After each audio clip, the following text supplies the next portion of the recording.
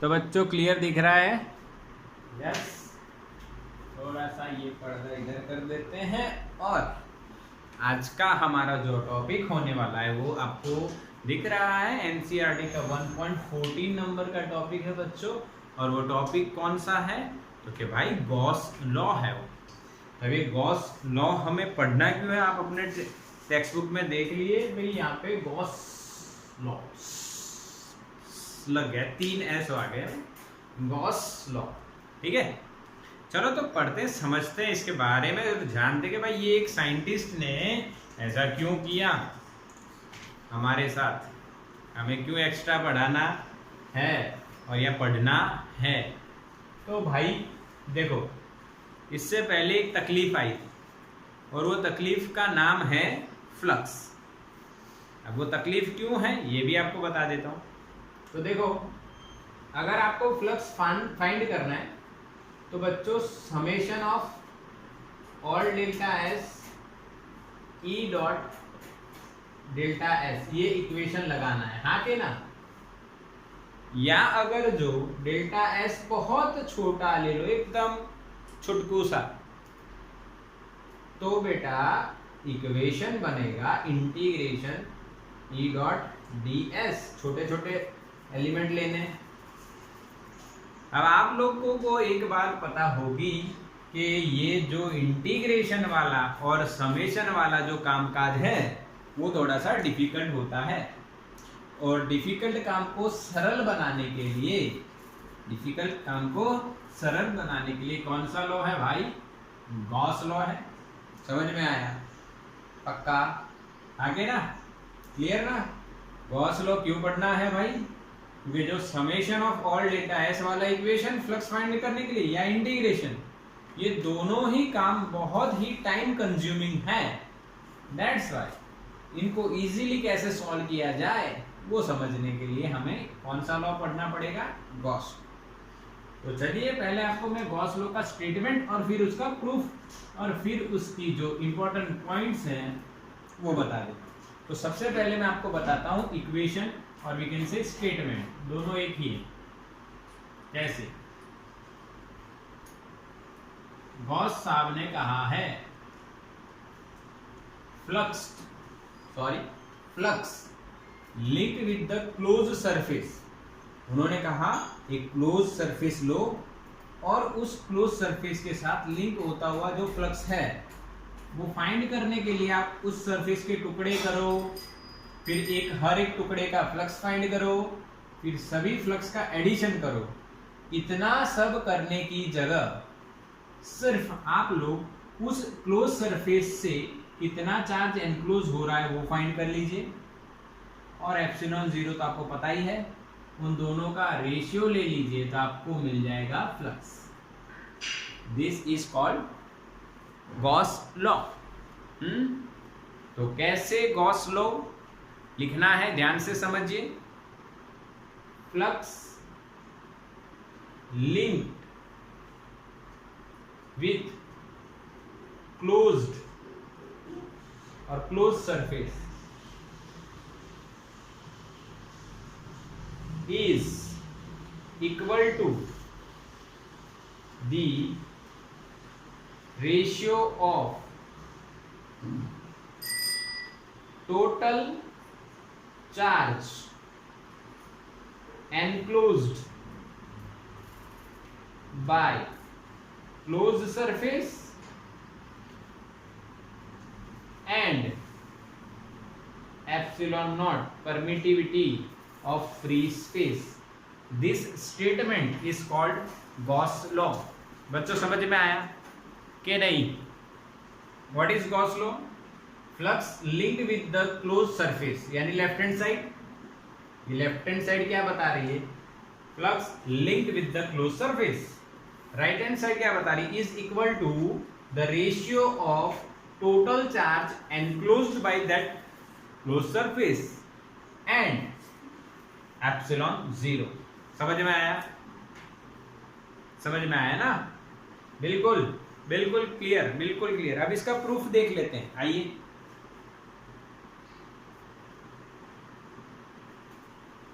यहाँ पे मैं प्रूफ इसका यहाँ पे बता देता हूँ।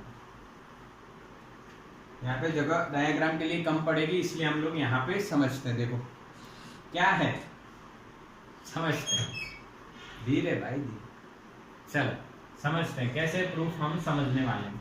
तो हम लोग एक प्लस क्यू चार्ज ले रहे हैं, ठीक है, और उस प्लस क्यू चार्ज को एनक्लोज करने के लिए, पॉइंट चार्ज को एनक्लोज करने के लिए हम एक सरफेस लेते हैं, जो मैंने आपको बताना है कि भाई ये है स्फेरिकल शेल।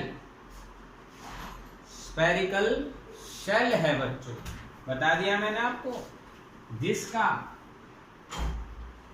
रेडियस है r, जिसका रेडियस कितना है r। और ये जो क्लोज सरफेस को हम लोग ध्यान से देखना, जो क्लोज सरफेस होता है उसको हम गॉसियन सरफेस भी बोलते हैं। क्या बोलते हैं क्लोज सरफेस को हम लोग? गॉसियन या गाउसियन, आप जो प्रोनाउंसिएट करो, गॉसियन सरफेस भी उसको बोलते हैं। तो यहाँ पे जो गॉसियन सरफेस हमने लिया है वो क्या है? Spherical shell. Okay, football, plastic का बॉल या चाहे कोई भी बॉल आप मान सकते हो। समझ में आया कि नहीं? ओके, अब देखो यहाँ पे अगर हमने LHS लिया, यानी कि हम लोग LHS से स्टार्ट कर रहे हैं, summation of all delta S E dot delta S, और RHS आंसर आना चाहिए, यही तो है प्रूफ। इसका प्रूफ क्या रहेगा, कैसे रहेगा? देखिए, सबसे पहले हम लोग लेफ्ट साइड स्टार्ट कर रहे हैं, उसके लिए हमें डेल्टा एस चाहिए। तो हमें ये जो फुटबॉल आप मानते हो, चाहे प्लास्टिक का बॉल मानते हो, इस पे एक स्मॉल सरफेस एलिमेंट लेना पड़ेगा कि नहीं? एक स्मॉल सरफेस एलिमेंट लेना पड़ेगा भाई। उस सरफेस एलिमेंट को आप अगर फुटबॉल मानो तो आपको पता चलेगा, फुटबॉल पे भी ब्लैक एंड व्हाइट अलग अलग पार्ट होते हैं। तो एक पार्ट सोचो आप, उसका सरफेस एरिया उसके सरफेस के परपेंडिकुलर होता है। ये तो हम पहले से जानते हैं कि कोई भी सरफेस हो, उस सरफेस का एरिया का वेक्टर वो उसके परपेंडिकुलर होता है। तो यहाँ पे परपेंडिकुलर इस तरह से, क्लियर?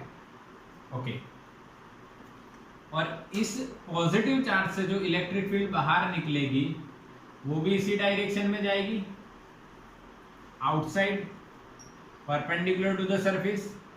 तो summation of all delta S में हम लोग लिखेंगे यहाँ पे ई डेल्टा एस कॉस 0। सही है? यस, दोनों के बीच का एंगल कितना हो रहा है? 0। ऐसा सिर्फ इस सरफेस के साथ नहीं हो रहा है, हर एक सरफेस।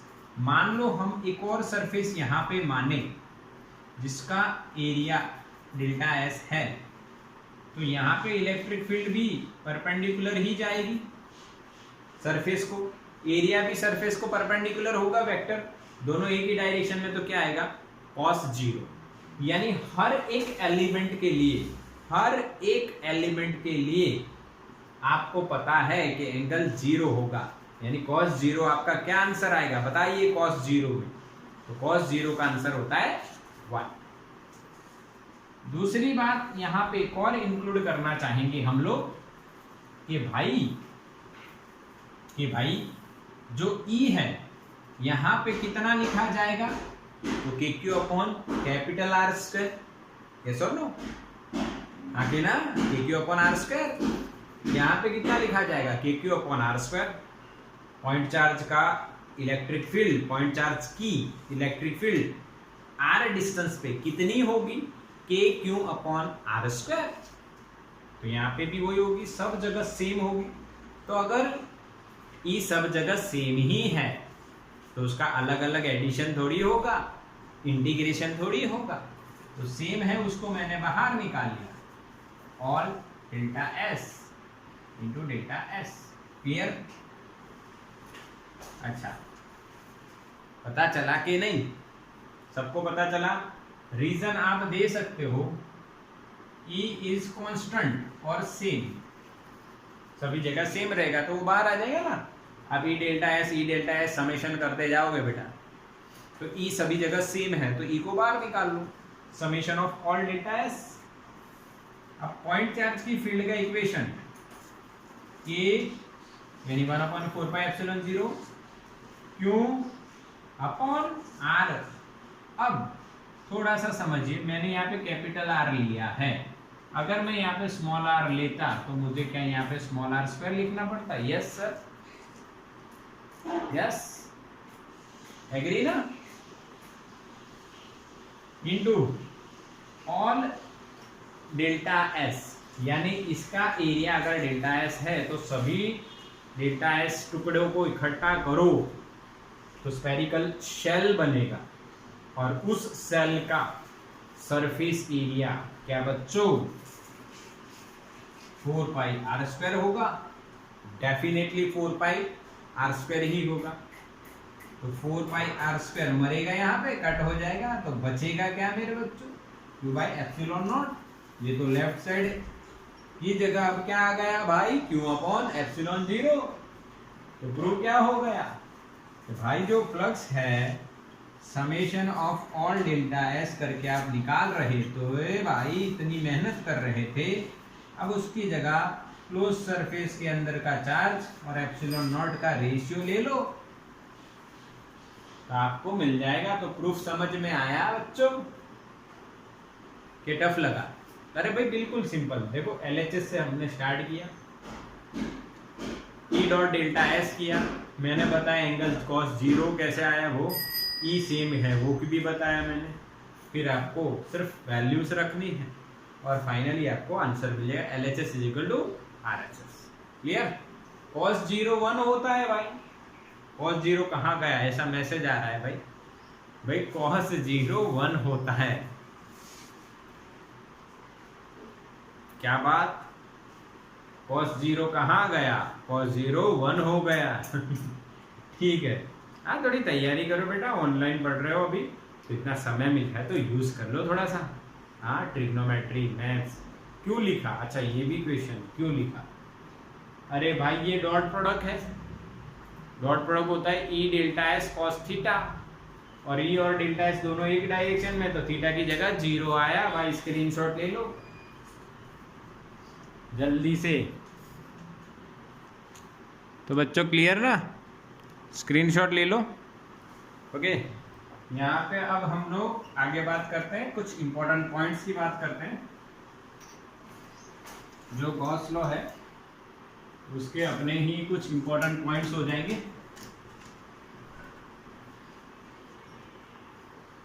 देखो कैसे कैसे। पहला इंपॉर्टेंट पॉइंट ये है भाई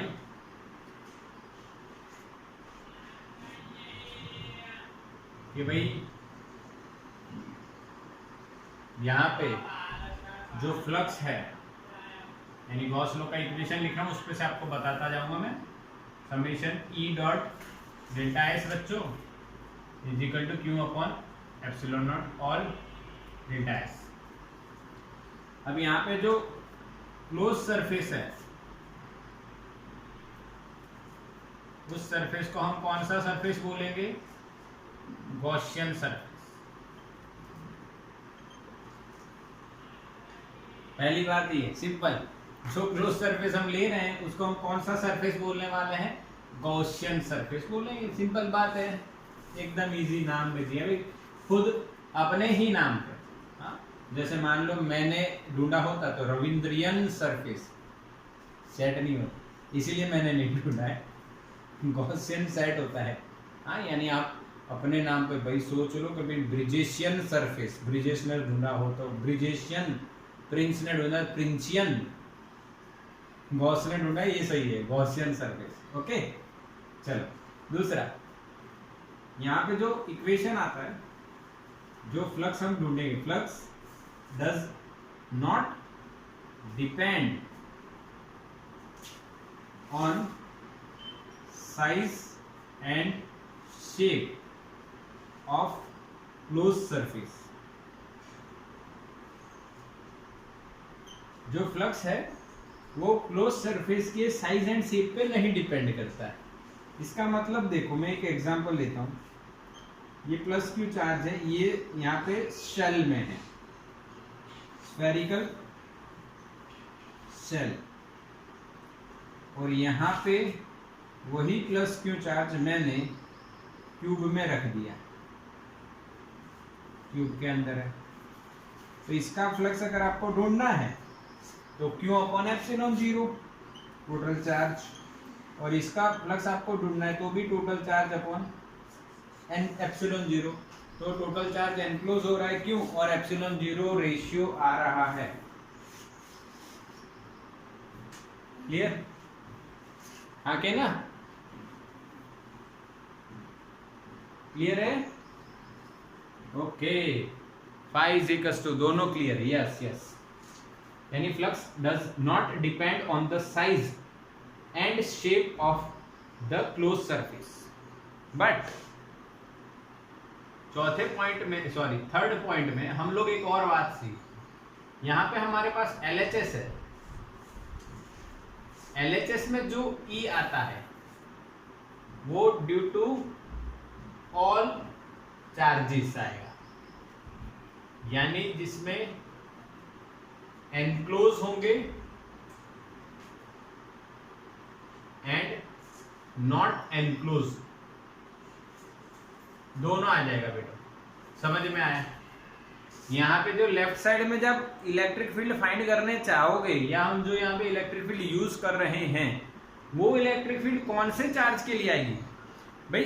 वो चार्ज चाहे अंदर हो चाहे बाहर हो, फील्ड तो हर चार्ज के कारण आएगी। क्लियर? बट जब हम RHS की बात कर रहे हैं, जो Q है वो ओनली कौन सा चार्ज है? Enclosed charge. Total algebraic summation of enclosed charge, जो एनक्लोज होगा। यानी यहाँ पे ये पॉइंट आपको क्या सिखा रहा है, ध्यान से समझना है।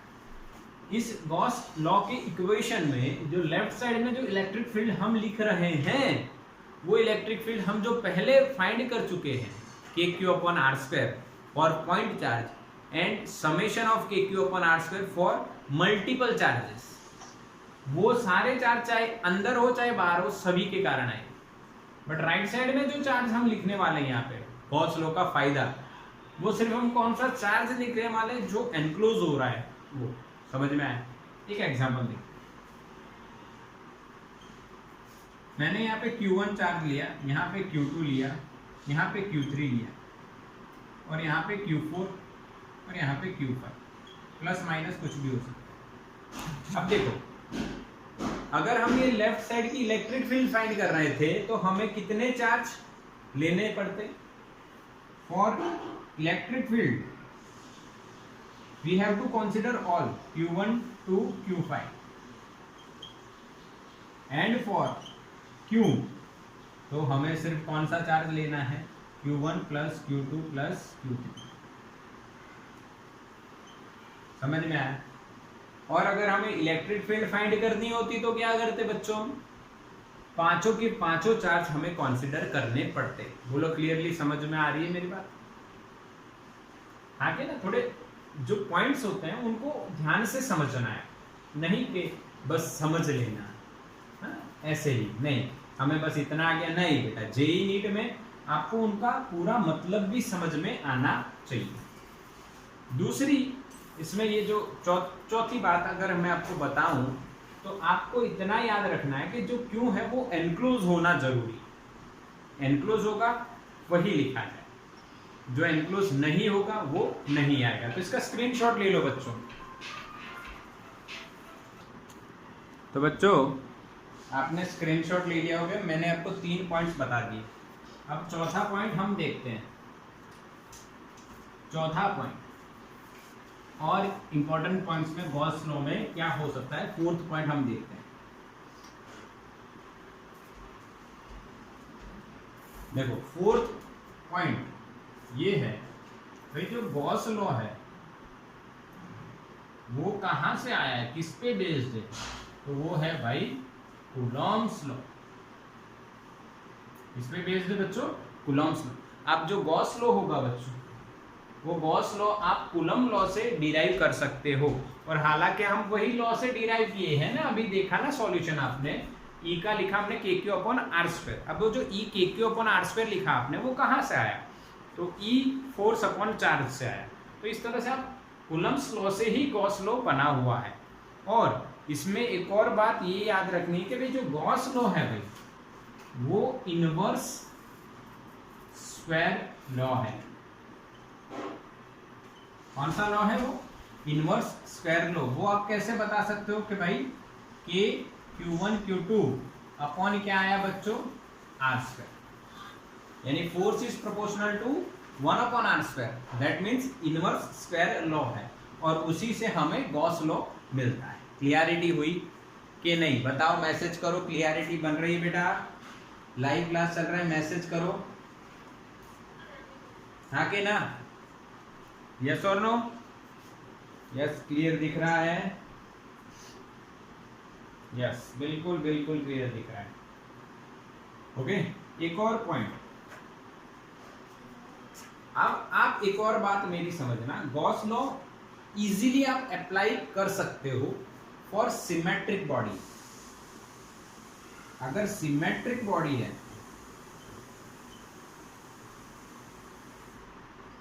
सिमेट्री आप ध्यान में ले रहे हो, तो गॉस लॉ एकदम इजी हो जाता है।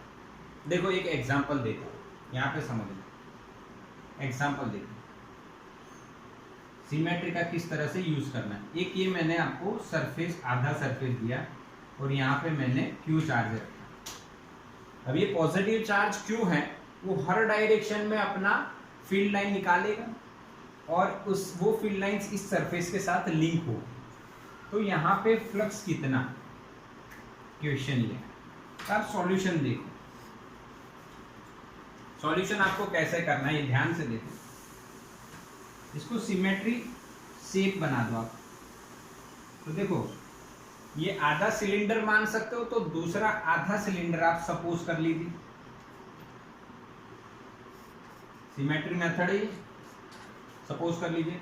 अब यहाँ पे Q टोटल कितना हुआ, sorry not Q, flux total Q/ε0 हुआ ना, क्योंकि Q जितना एनक्लोज हुआ, हाँ जी ना। तो जो फ्लक्स इन्होंने मांगा है, वो फ्लक्स क्या होगा?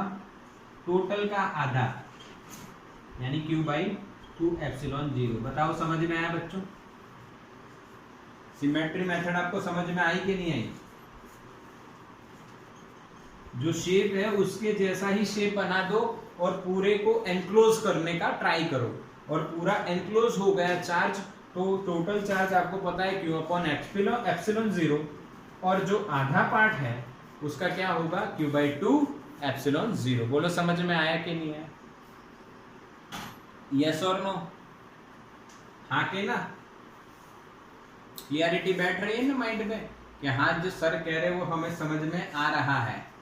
देखो बिल्कुल सिंपल तरीका है कि भाई इसके साथ अगर आपको फ्लक्स फाइंड करना है, तो उसके जैसा ही सेम टू सेम इधर मैंने मान लिया है।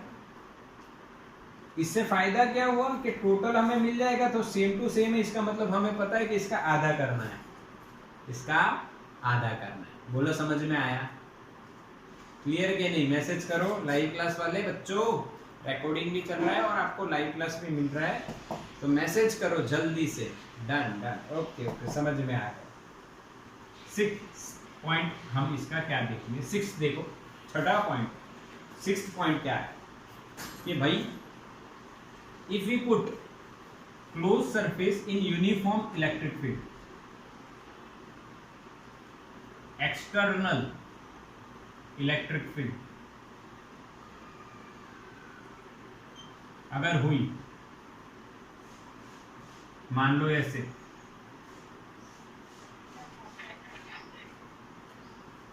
और उसमें कोई क्लोज सरफेस अगर मैं रख रहा हूं, मान लो मैंने ये सिलिंड्रिकल क्लोज सरफेस रखा है, तो फ्लक्स लिंक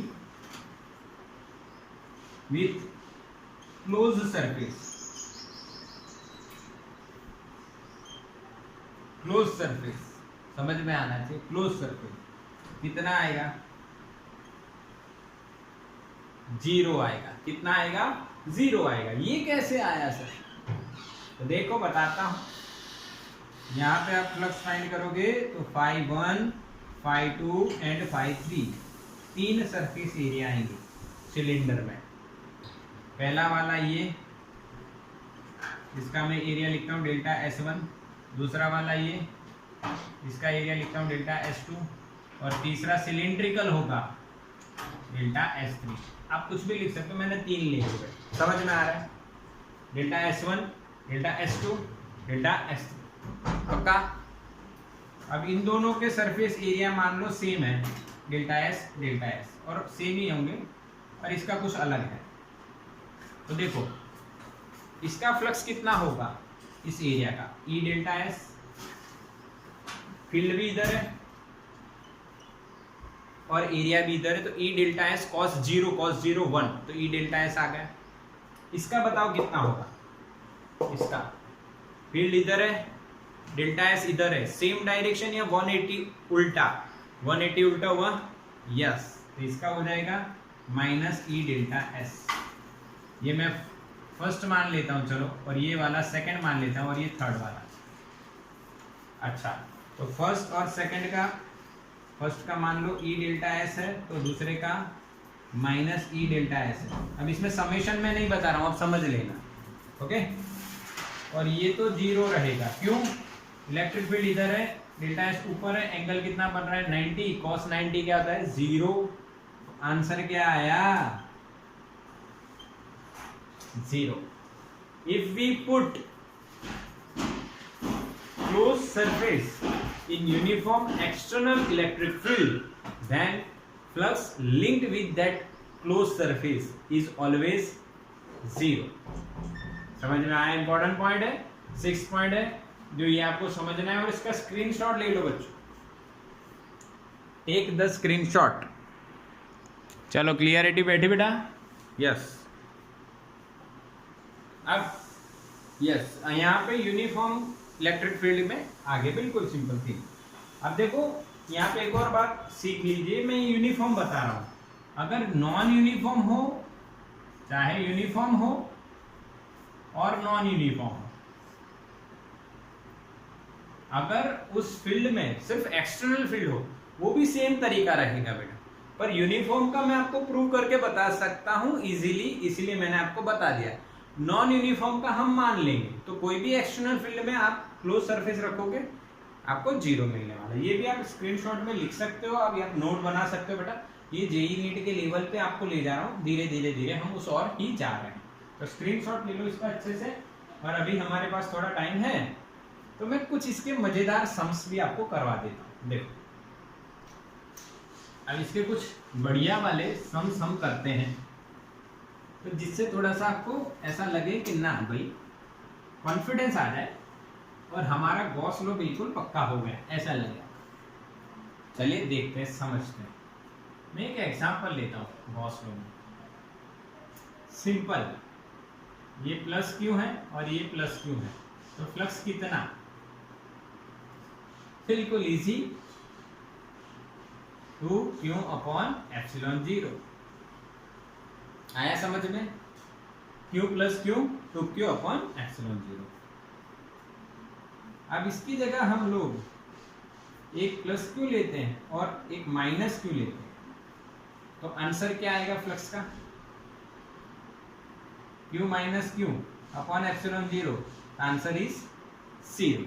आ रहा है ना, सबके मैसेज भी आ रहे हैं फटाफट, यहाँ से ये तो हमें समझ में आ रहा है, तो बस तो यही करना है। अब मैं एक एग्जांपल क्वेश्चन बना के दे रहा हूं, देखो समझ में। If there is a spherical shell and there are total 10 electric dipoles are in it, then what is the flux. 10 electric dipoles are in a close surface, यहां पे लिख देते हैं if, then flux linked with it, क्या आएगा answer बताओ। Yes, कई बच्चे बोल रहे हैं 10^3/ε0, कई बोल रहे हैं 0, अलग अलग आंसर आए। बेटा आंसर आएगा 0। 10 इलेक्ट्रिक डाइपोल हैं, 10 इलेक्ट्रिक डाइपोल्स। एक डाइपोल होती तो चार्ज 0 होता है, तो 10 का चार्ज क्या होगा? समझ में आया? अरे भाई, एक प्लस क्यों, दूसरा माइनस क्यों, टोटल 0। तो दूसरी अगर डाइपोल रखोगे तो भी 0, तीसरी अगर डाइपोल रखोगे तो भी 0, और 10 डाइपोल रखोगे तो भी 0। ओके, ठीक है? समझ में आया? समझ में आया क्या नहीं? Yes yes yes. एक और एग्जांपल लेते हैं। एक क्लोज सरफेस में +10 माइक्रोकूलम चार्ज है, तो उसका फ्लक्स फाई है। फ्लक्स कितना है? Phi. If we insert -10 microcoulomb, then flux क्या आएगा? बताइए। नया फ्लक्स 0, क्योंकि पहले से 10 माइक्रो था, अब -10 और आप इंसर्ट कर रहे हो, तो आंसर क्या आना है बच्चों? 0 आना है सर, और क्या आना है? चलो ठीक। एक और एग्जांपल बढ़िया वाला, ये क्यूब हम इसको बोलेंगे, तो क्यूब का एक बढ़िया एग्जांपल मैं आपको देता हूं, समझना है। इसके अंदर प्लस क्यूब हमने एनक्लोज किया है, तो 5 टोटल कितना आएगा? सर वही गॉस लॉ लगाओ, Q/ε0 आएगा। ये तो सबको पता है, बट मैं यहां पे पूछ रहा हूं, आपको समझ में आना चाहिए। फ्लक्स लिंक्ड विथ 1 फेस और साइड,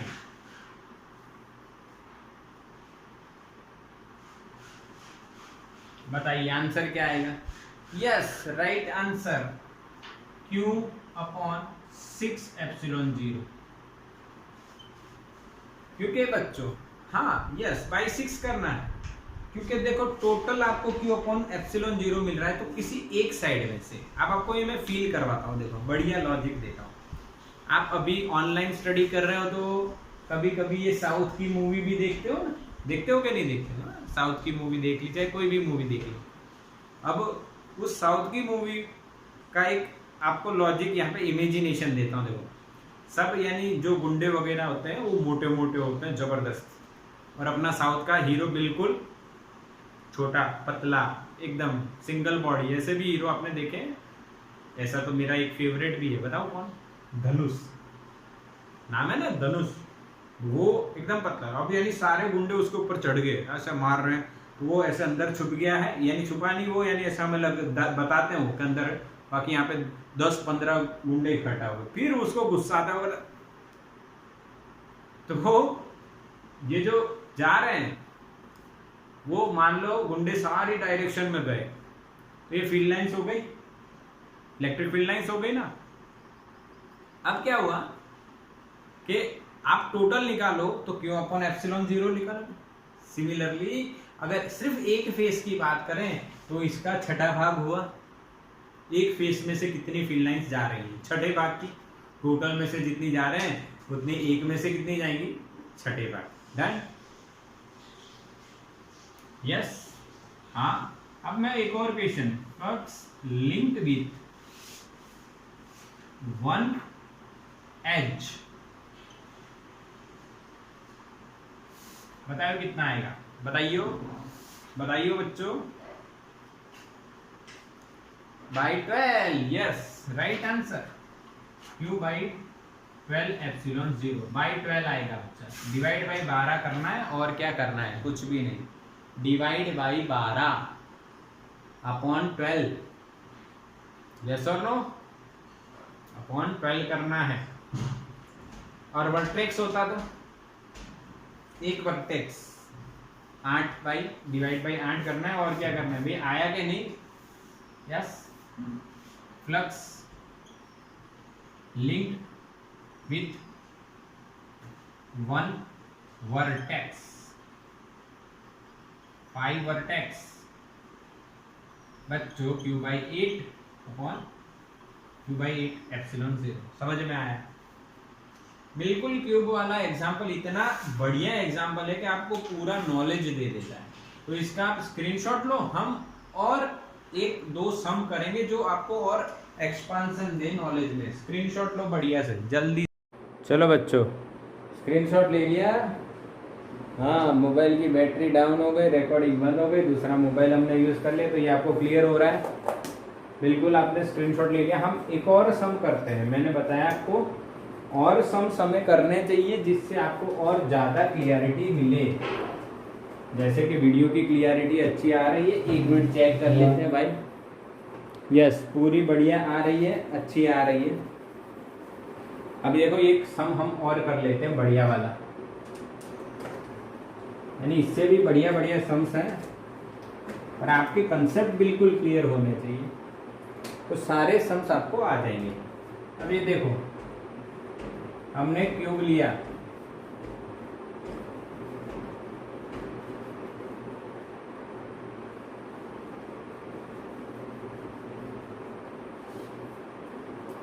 अब उसकी कोई एक साइड है, उसके ऊपर यहाँ पे क्यू चार्ज रखा है।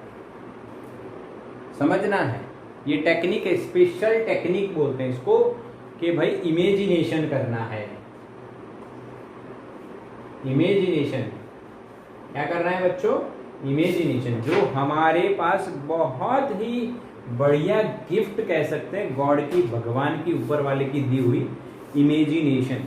अगर इमेजिनेशन न होता तो क्या बच्चों ये सब हम इतना सब कुछ यूज कर रहे हैं, आज गैजेट्स हम ये यूज कर रहे हैं।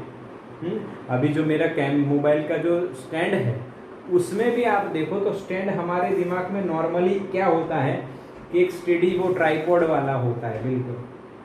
हाँ, पर अभी ये जो एडजस्टमेंट की जो प्रॉब्लम होती है, तो ट्राइपॉड की जगह अभी ये फ्लेक्सिबल स्टैंड में लेके आया हूँ, बढ़िया वाला, जिससे आप कोई भी एडजस्टमेंट कैसे भी घुमा सकते हो, बढ़िया एडजस्टमेंट कर सकते हो। ये सब होने का रीजन क्या है? भगवान ने हमें क्या दिया है? इमेजिनेशन का पावर। बढ़िया, अच्छा अच्छा सोचो, अच्छा अच्छा बनाओ, बस यही करना है हमें। तो यहाँ पे भी हमें इमेजिन करना है। तो देखो, ये इसको क्लोज नहीं है ये चार्ज, क्योंकि ये चार्ज एज पे है, सॉरी साइड पे है। एज पे हो तो भी कुछ और आंसर आएगा। अभी ये साइड के एक पॉइंट सेंटर में हो, कहीं पे भी है, तो वो बाहर है, एनक्लोज नहीं हो रहा है। तो इसको एनक्लोज करने के लिए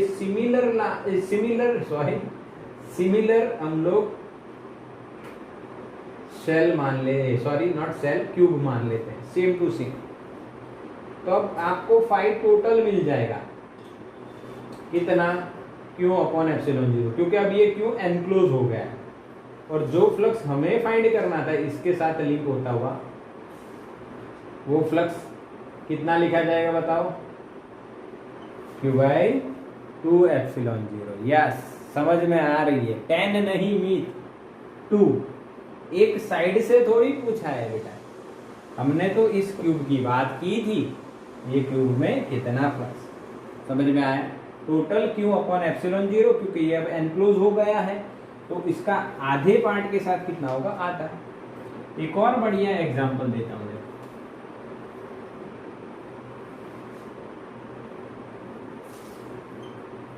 मान लो यहाँ पे एज के सेंटर पे रखा होगा, तो इसके साथ फ्लक्स कितना? तो बताओ क्या करोगे? इसको एनक्लोज करना पड़ेगा। एनक्लोज करने के लिए सिमिलरली ये यूज करना पड़ेगा। यस, तो एनक्लोज करते हैं हम लोग। तो मैंने ये एक क्यूब इधर बना दिया बच्चों, पर ये ऊपर तो बाहर हो गया ना, ऊपर भी बाहर है, तो यहाँ पे और 2 क्यूब लग जाएंगे। समझ में आ रही है मेरी बात? और 2 क्यूब लग जाएंगे, अब जाके ये एनक्लोज हुआ। क्लियर है ना? यस, यानी ये समझने के लिए आपको रूबिक्स क्यूब चाहिए। वो क्यूब है हमारे पास? आपके पास होगा घर में, हमारे पास तो अभी मिसिंग है या मेरे पास ये चौक का बॉक्स है बेटा। क्या है? चौक का बॉक्स। तो यहाँ पे अगर मैंने ये चार्ज रखा हो तो उसको एनक्लोज करने के लिए इधर भी एक चाहिए, इधर भी एक चाहिए और इधर भी, यानी 4 टोटल हो जाएंगे। कितना हो जाएगा? 4। तो टोटल फ्लक्स आपको मिलेगा Q/ε0, और जो फ्लक्स आपको एक के साथ फाइंड करना है, 1 2 3 4, 4 के साथ इतना, तो एक के साथ कितना? 2/4। क्या बच्चों ये टेक्निक आपको आ रही है? बताओ, मैसेज करो, यस और नो।